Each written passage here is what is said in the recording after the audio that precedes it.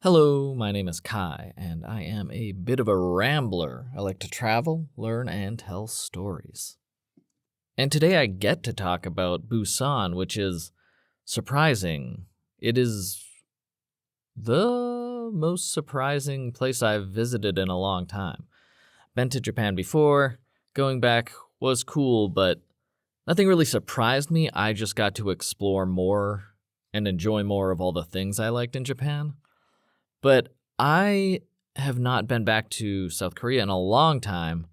I used to go there for visa runs while I was living in China. And I never liked Seoul. I never got into it. The city was extremely dull for me, except for the Cartoon Museum, which is my favorite museum ever. It's so cool. But the city itself was just So I figured other Korean cities would at least be similar to Seoul and not as exciting as other places I could visit instead. So I only went to Seoul a bunch of times, and then I didn't visit any other Korean cities.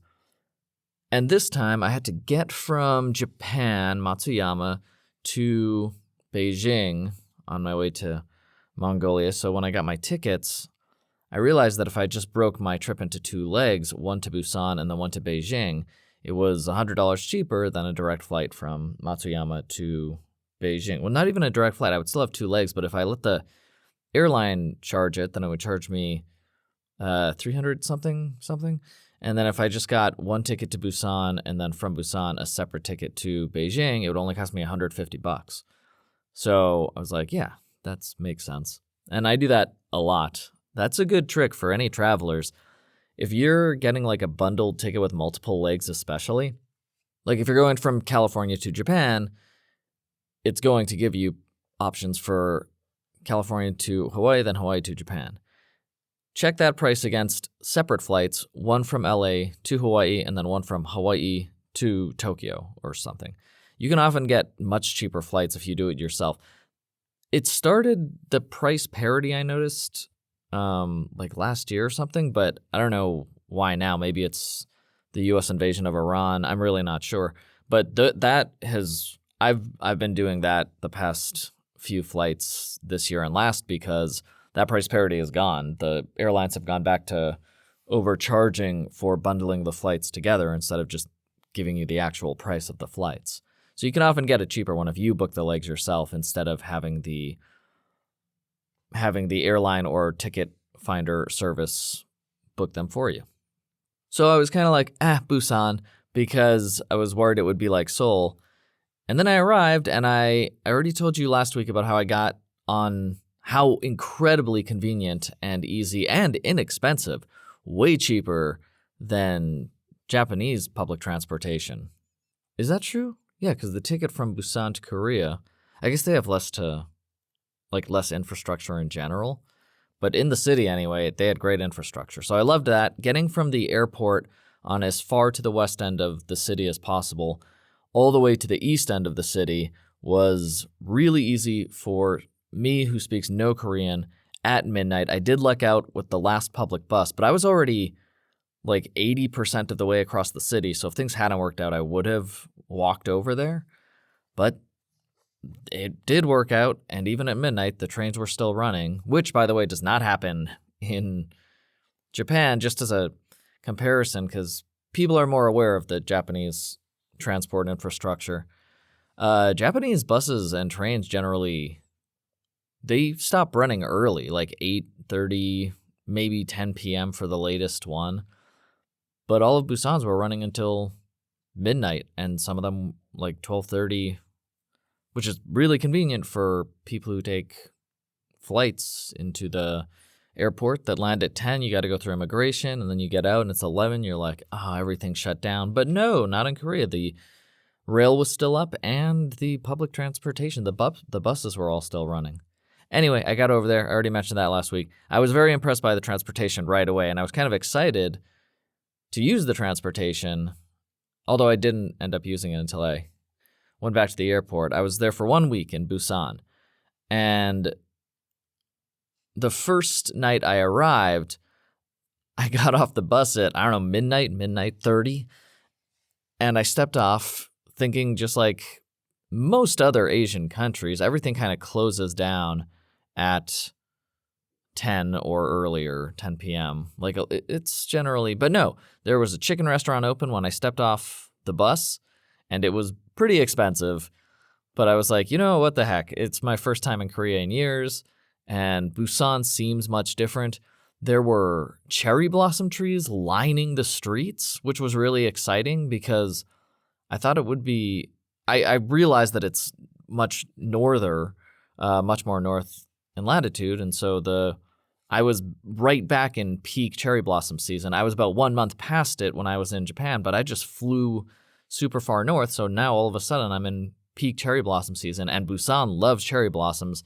There are cherry trees everywhere in that city.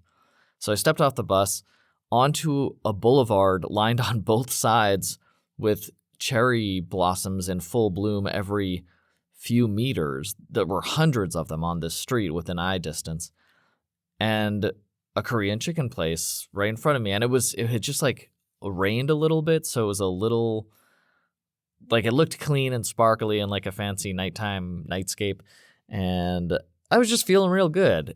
And I couldn't hear it, but I looked where I was, and I was really close to the beach. So I was like, let's just go in. This place is open at midnight for you, Korean traveler.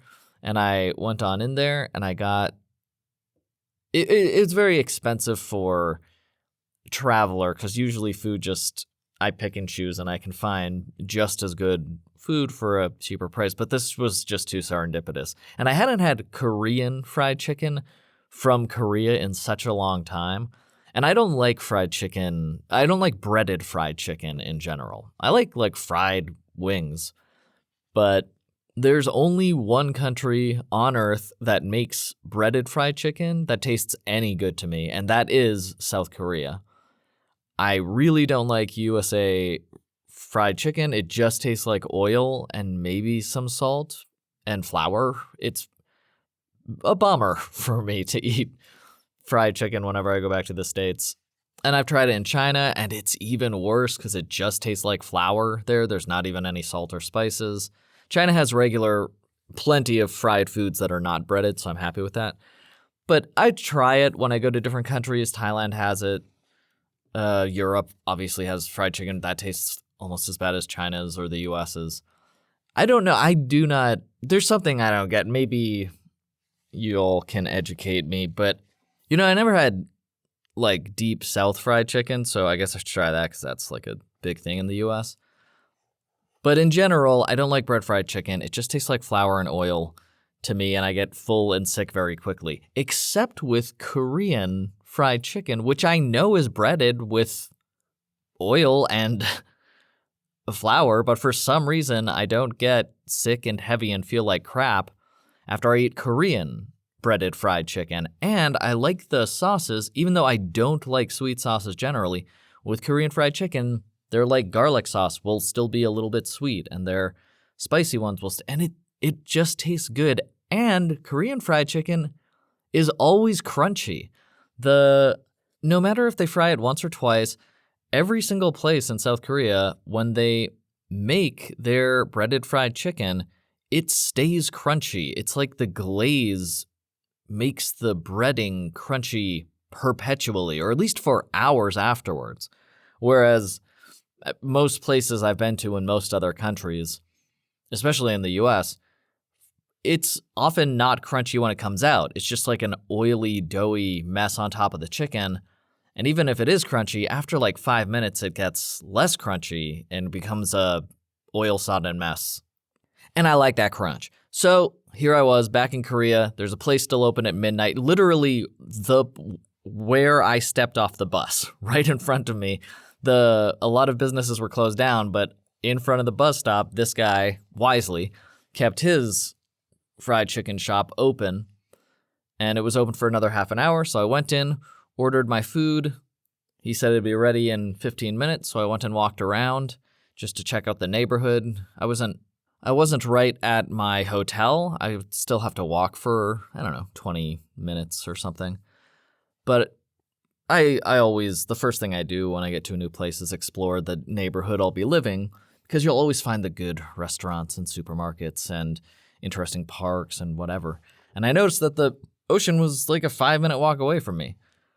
So I walked up and down the street. I got a couple beers from a 24-hour convenience store. Takes my credit card fine. South Korea is very credit card friendly, I found out. Like, it's known for that. It just accepts credit cards pretty much everywhere. And I didn't have to take out any Korean won. I used my credit card for the public transportation from the airport into the city, for that fried chicken for every supermarket, for every convenience store. Yeah, it just worked everywhere, even the fancy crab dinner. So I walked around for 10 minutes, went back at 15. The guy gave me my food, and I walked down to the beach, and there was a huge surf going on. Like, the waves were crashing against, and it's midnight, so it looks really cool. But a bunch of people were still out, hanging out down near the boardwalk. I guess you would call it. It's a sidewalk, concrete sidewalk, cement, so I don't know. But there was a whole bunch of people hanging out and talking, and I don't know if any of them were drinking, but I just cracked a beer and ate my fried chicken, and I was like, yep, Korean fried chicken, still the best fried chicken, and drank some beer and had a little party next to the roaring, crashing ocean. I was kind of surprised. It looked like Phuket. At least on the north side of Phuket, the waves are just crashing constantly, or the whole time I was there for, what was I, like a month or something? The entire month, waves were just pounding the shore, all on the north side. On the like west and southwest and southern parts of Phuket, the waves seemed pretty calm. But the entire north shore in Phuket where I was just a constant maelstrom of pounding surf. And as soon as I got off, that's what this reminded me of. It was violent. The waves were going crazy, and there was a high wind. But I wasn't getting sprayed. I was just far enough back and high enough that the sea spray wasn't hitting me. So I just got to watch the grandeur of the ocean frolic in front of me, happily biting into a 3-flavored South Korean fried chicken box and having a couple crappy beers. It was really fun. I was like, this is exactly how I want to like say hello to each country. It doesn't have to be fried chicken every time, but like landing and there being a restaurant right next to me that looks pretty good, and then going down to the beach and just watching the ocean go crazy while I have a little midnight snack. Actually, it was a huge, huge box because he only sold giant boxes. So it was maybe, I don't know, $12 US, which is pretty expensive for travel. Like, you would not have to pay $12 US for Korean fried chicken in Busan. But he only had giant boxes of it, so I got one of those giant boxes. So I had 3 different sections of different flavors from his shop, and I just crunched through all of them and had a fun time, and I even got a little full because it was huge. It was a giant box. And it was fun. That was my introduction. I was real happy. And then I found a public trash can and threw away my trash. And there are not a lot of public trash cans, but I don't know, I found one and kept walking. And I just walked to my hotel. And the hotel did not have a name on the building, and it had a wall around it. So it was not easy to tell that was my hotel, but it only took me, 5 minutes to figure it out. And it was in the exact spot located on Airbnb. And I walked up, and I had received messages that the key was in the room, and I enjoy my stay. And I walked in, and the room was nice. It wasn't like gilded with, roses on the walls or whatever scattered on the bed. That's romantic. No, it just wasn't. It's not the nicest place I've ever been, but Busan is a very crowded city, and it's more expensive than other Asian countries generally, the housing. Not as crazy as Japan, but pretty close. So this time I actually didn't have a private bathroom for the first time in a very long time. So there was a shared shower, and actually 2 shared showers and 2 shared toilets in the building. But I had a private room. But the room itself, it was clearly cleaned very well. Like, the walls were clean, and there was no smoking in there. That's the nice thing. There's not a lot of smoking. I just came from China, and everyone just smokes right in front of no smoking signs. So it was nice to be in a no smoking spot that didn't have any smoke smell, and the floor was swept, and there was a large HD TV flat screen, and the bed looked very comfy, and it was very comfortable, and there were blackout curtains on the windows, which I really liked. But the clean thing is huge. If the room is immaculately clean, then I don't care. Well, I care, but I'm not very worried about how ornate the decorations in the room are. Just give me a super nice place with a comfy mattress. It doesn't have to be a queen bed as long as it's very comfortable. And this place was very comfortable. Blackout curtains I was very excited about. And I took a shower, and then I passed the heck out. Oh, and they even had a hairdryer in the room, which was nice.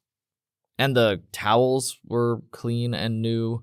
Yeah, everything was very nice. I was very happy with that, actually.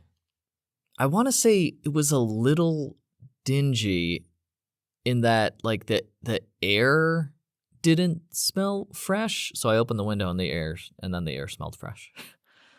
Oh, man. But then I went downstairs, and there's a water filtration machine. So I can get free filtered water directly from this machine, and a free washing machine. You just throw in your stuff and click start. And after I found those two things, I mean, coupled with the 2 shared showers and 2 bathrooms, which were all very clean, I was like, okay, this is going to be a fine stay. The bed's super comfortable. The air is very nice in the city. And I have all the honest, like, privileges, like filtered water and a washing machine. Those are pretty nice amenities. So I was very happy from the first night. And then I just got happier the longer I stayed in Busan.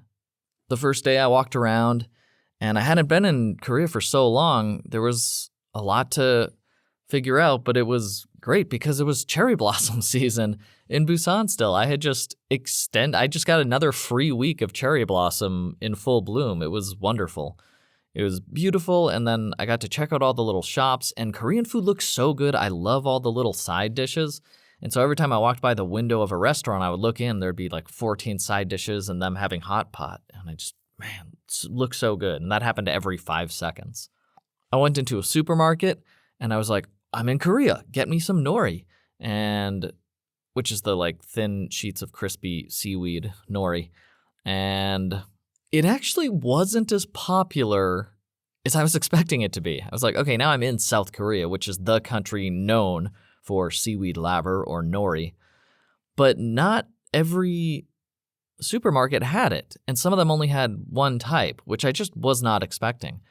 But I eventually found a couple different supermarkets that had a huge variety, and some were on sale, and so I just bought a huge pack of nori, which is my favorite snack, and then I got some lemon seltzers that I had never tried before, and it's been so long since I was in Korea, if I did try them, I wouldn't remember. And I went to the park and enjoyed my snacks and lemon seltzer. Oh, I got snacks, lemon seltzer, and seltzer water, so that I wasn't just drinking an alcoholic sugary beverage. I just got one of these cans of lemon seltzer with alcohol and then a big thing of seltzer water. So that one lemon seltzer turns into 4 lemon seltzers because it's just seltzer water and lemon syrup and a little bit of vodka, or probably shochu in Korea. And I just had a little party, and it was super fun. But wait, that's not the first thing I did. I did that after I found an all-you-can-eat buffet, which I don't think I knew this. I don't think I ever went to one while I was in Seoul, which is, maybe I just wasn't on the all-you-can-eat buffet game yet in Seoul, maybe? Yeah, because Korea, I would have visited that. Yeah, I visited that in my first year because of the visa runs.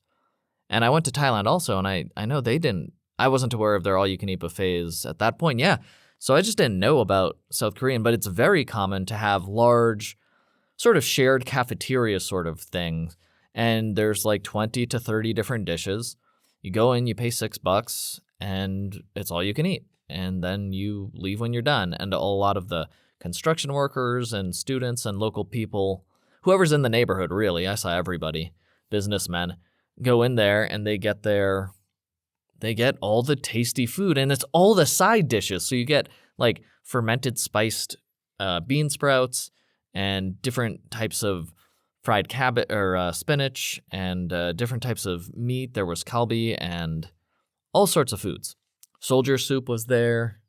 But yeah, on a whim, because that's like one of the first things I check now when I live in a place. Where is your all-you-can-eat buffets? And then I try them because it's almost always worth it to go there instead of regular restaurants for me anyway. If the country at all has an all-you-can-eat buffet presence, you go to a few of them and you just find the best one. I like to go to all of them and then I go back to the best one. But I walked around the city thinking, there's no way a city this clean. Okay, I got to start with that. That's how this first day started. I walk out of my, what is it, shared apartment building? They have a name for that in South America. I can't remember now. Private rooms, but shared facilities, restrooms, and showers. Anyway, I walked out of my thing, and the first thing that struck me was how clean Busan was, which is weird for a bunch of reasons. I'm right next to the ocean. I mean, literally, maybe 10 minutes walk tops from the violent, crazy ocean shooting sea spray up. But none of the buildings are worn, that brown moisture leaking down. The water stains are not on the outside of Busan buildings, at least in Hyundai. I'm still perplexed about that because if you've been to Hawaii, all of the buildings look like they're consistently broken down because it's so humid that it's breaking down all of the buildings and signs all of the time. And unless it's a super high upscale hotel, the businesses just seem to shrug it off because what are you going to do? It's so humid and there's salt spray. You can't maintain building appearances. But I found out later, a local gave me an answer.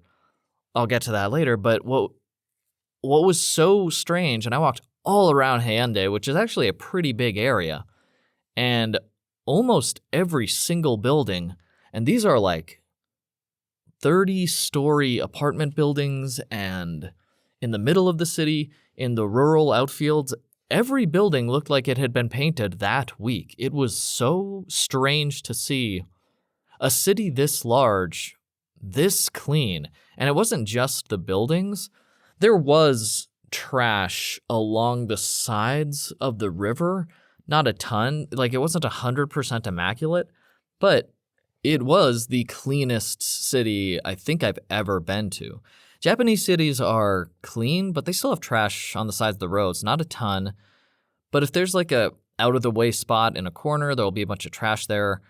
There was, in Japan where I was, there was a bunch of trash on the beach, in this little small alcove, under an alcove area that you wouldn't see right away. And in the waterways, there was trash. And on the streets, you'll see trash from convenience stores and stuff. And I basically didn't see any of that the whole time I was staying in Busan. Now, I was in Hyundai, which separates the east neighborhood. I didn't really go into the main city more than twice after I arrived in Hyundai. But I can certainly say Hyundai and Busan is remarkably clean. And not just how they keep all the trash. I still can't get over how clean the buildings were. That's weird. Buildings shouldn't be that immaculately clean, especially it's like painted brick, and these are 30-story, 40-story buildings. Dozens of them. Out in the rural areas, there are these huge apartment complexes. And if you go to China, for instance, they have those same things. They have giant apartment complex neighborhoods.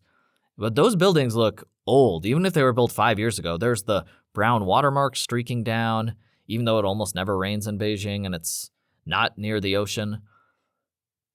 Everything's rusted, the brackets for the ACs are rusted. Things just look old and broken down. And that's the same in the US and most other countries I've been to. Certainly Japan, their signs are faded and all that kind of stuff. But every single place in Hyundai looked brand new and cleaned and freshly painted. And I couldn't get over that the entire week I was there. It was bonkers and extremely nice. It was very nice to walk around this clean, new-looking city that didn't have a fresh paint smell everywhere. It just looked like everything had been freshly maintained. No matter where I was in the city, no matter how rural or urban the environment was. So now I want to go to another place in Korea and see if it's only Seoul that was so broken down relative to other parts of South Korea. And I know some people like Seoul, and you can go to rooftop parties in Seoul. Like, you can pay $1,000, whatever, for a nice room in Seoul, certainly. But in general, the maintenance of the city, no comparison at all between Busan and Seoul. Busan wins hands up, and then Seoul just has stumps for hands in my relative estimation. So I'm so curious if this is a Busan specific thing or if it's an all Korean cities except for Seoul kind of thing. Hey, but I was talking about the food. Okay, so I searched on my maps. I might have used Google actually for this. And for all you can eat buffet, and there was a place listed, but it was all in Korean and there were no pictures, so I couldn't tell anything. But I just decided to walk there because it was in the city and I like walking around. And I got there after, I don't know, half an hour or something. And I'm walking on these giant boulevards that are immaculately clean and there's no cars on them. And there's nature all around, like green trees on hills. And I walked over this beautiful river. Amazing. I loved, really like Busan. By the first day, I was like, maybe I should just live here for a while because this is nice. Which would be funny because now I can speak Chinese and really crappy Japanese. So if I do move to Korea and live there for a while, I'm going to have to learn the third major East Asian language also from scratch because I really have never studied that. Because when I was going for visa runs, I only stayed a few days at a time.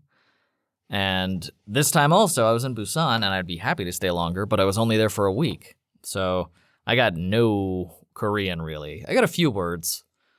But pretty much nothing. I don't even know most of the food, how to say most of the food in Korea.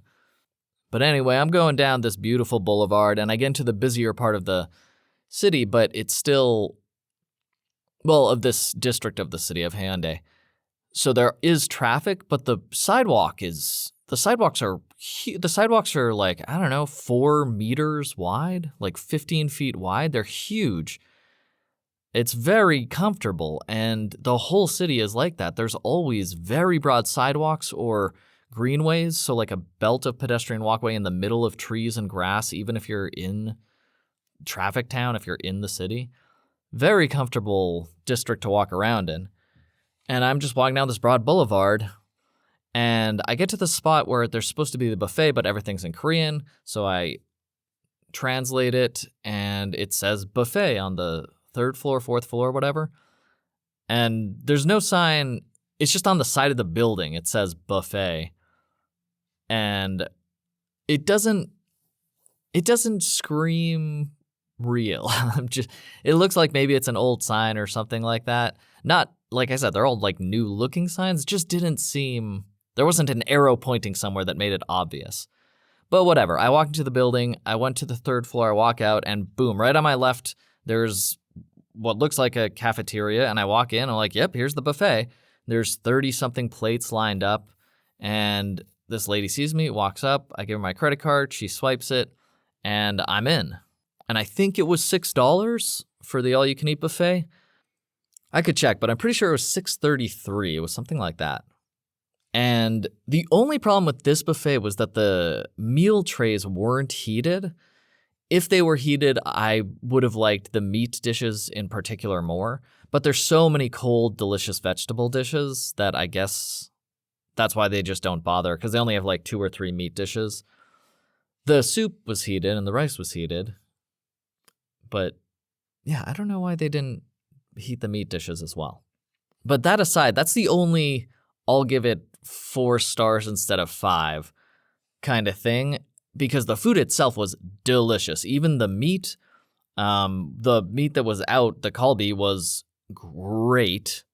And like I meant, those pickled fermented bean sprouts Oh, there was so much good food. They had the spicy soldier stew, I think it was, or maybe it was just a tofu spicy stew. That was delicious. Their rice was perfectly made, like fluffy and a little bit not sticky, just perfect. It was very well made, firm, a little sticky, but not sticky rice.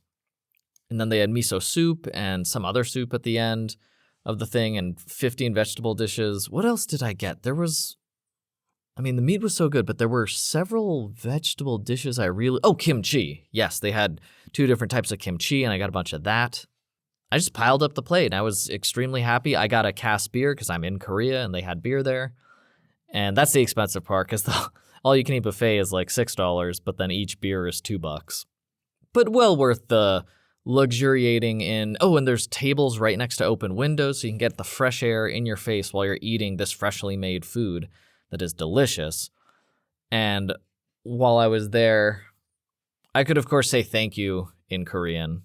Kamsahamnida. Wait, is that correct? Oh, geez, I don't even know. I can't remember. Kamsahamnida.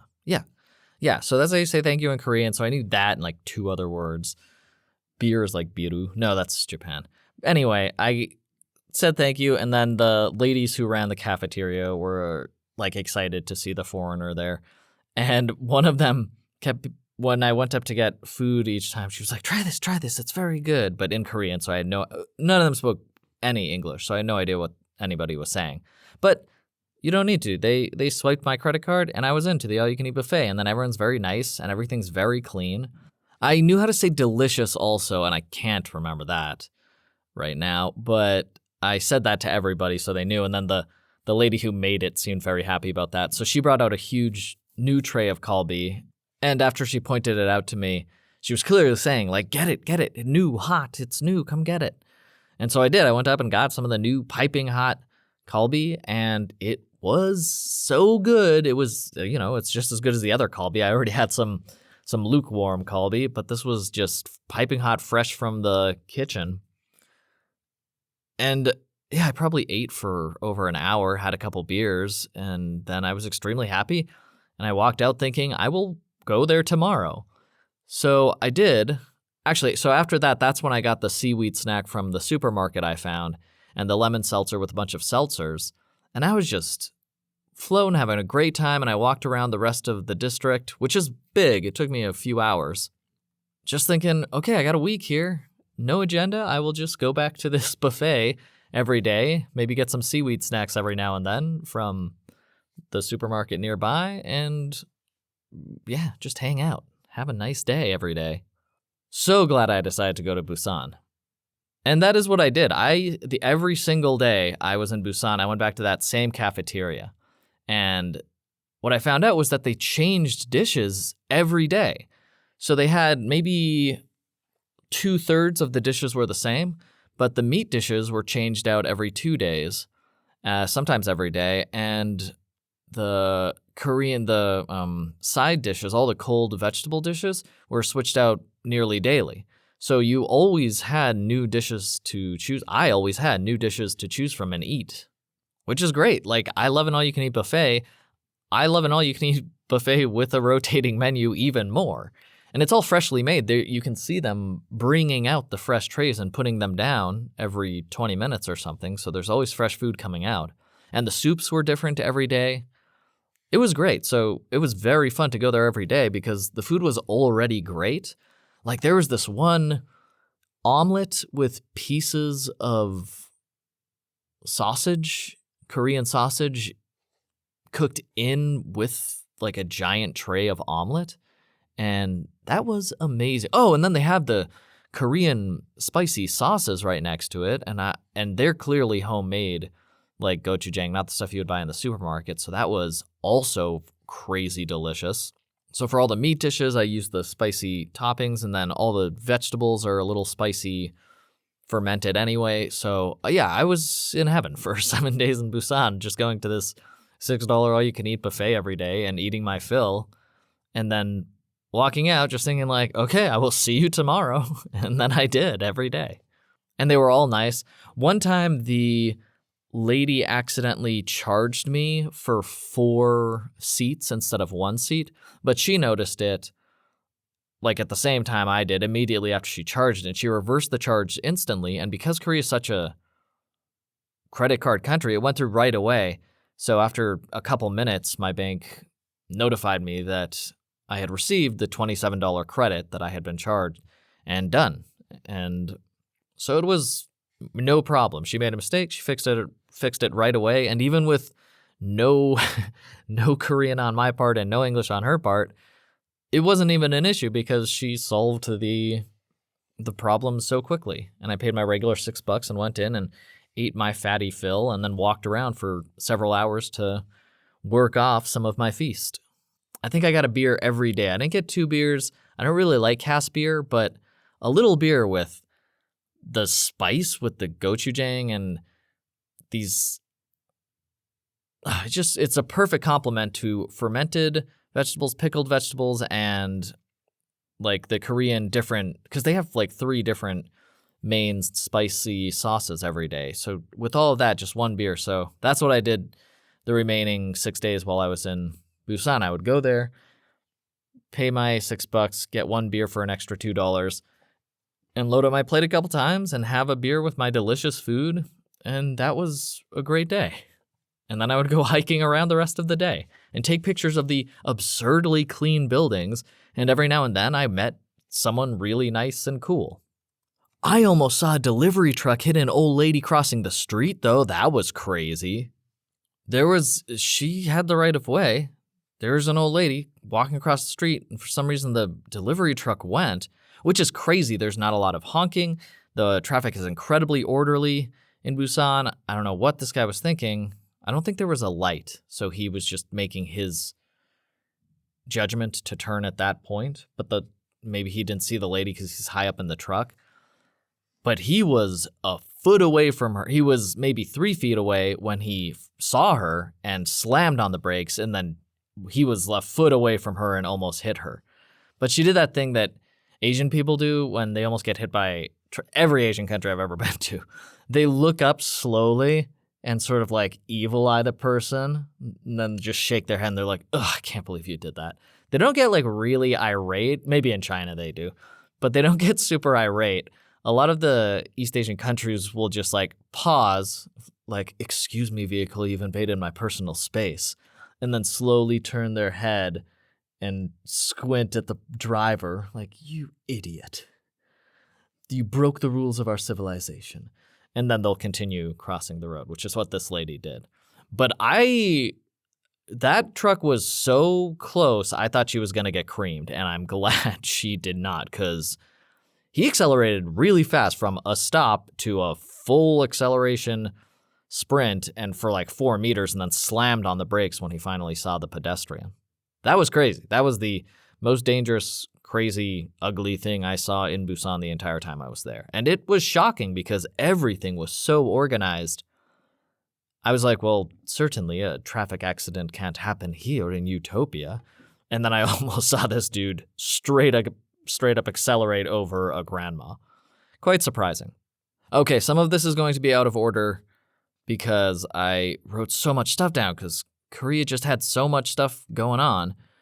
But before my flight to Busan, I was waiting in the Matsuyama airport, and one thing I hadn't gotten in the 6 weeks, whatever, I was in Japan was the vending machine ice creams, which I love. They have very high quality ice cream. It's like those cornetto cones, but they have so many different flavors, and they'll often have like premium real fruit flavors and like mint chocolate swirls and rainbow sprinkle vanilla cake flavors, like cheesecake flavors, like really intricate cornetto flavors in Japan. And they sell them in vending machines, and they're cheap. They're $150, $2, or $150, 200 yen. So that's only like $1 or $1.50 for the premium ones. And when I was backpacking across Japan, which is pretty much what I did every other time I've been in Japan, if you walk between cities, you'll see the ice cream vending machines. They are around. So every day I would walk by a new one, and the different vending machines have different flavors. So one of them might have pistachio mint, and then another one might have butterscotch cheesecake. And I would, every time I passed by one, I'd be like, ooh, butterscotch cheesecake sounds amazing. And I would get that and then keep walking to the next town. But because I was in a house this time for the first time in Japan, which was fine for recording, but not as fun as walking around between cities and towns in Japan, there wasn't one in the town area of the town I was at, so I just didn't get that fix. But here I was in Matsuyama Airport, waiting to go to Busan. I had like 2 hours to wait, and I had a bunch of change with me, and I sat down, and right in front of me was one of those ice cream cone vending machines. And I said, hot dog, I know what I'm doing with these coins I got left. And I ended up getting 3 different ice creams before my flight to Busan. And one of them was a rainbow sprinkle something. One of them was a premium chocolate galette. And one of them was an orange sherbet. And I had the orange sherbet first, I think. And I was like, well, that was stupid good. Oh, and you know what's crazy? I picked up a 100 yen coin or something on the way there.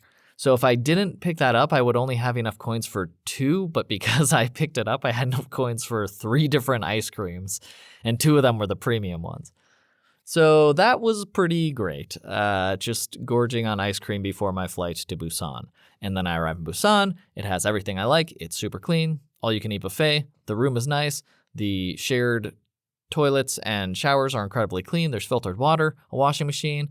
And I was like, hell yeah, hello, Busan. Well, there's a lot more to talk about with Busan, so I will see you next week and continue this Busan ramble. You know what? I'll close it out with this, which is really funny because I was talking to my friend back in the States using TextNow, which is a free texting program.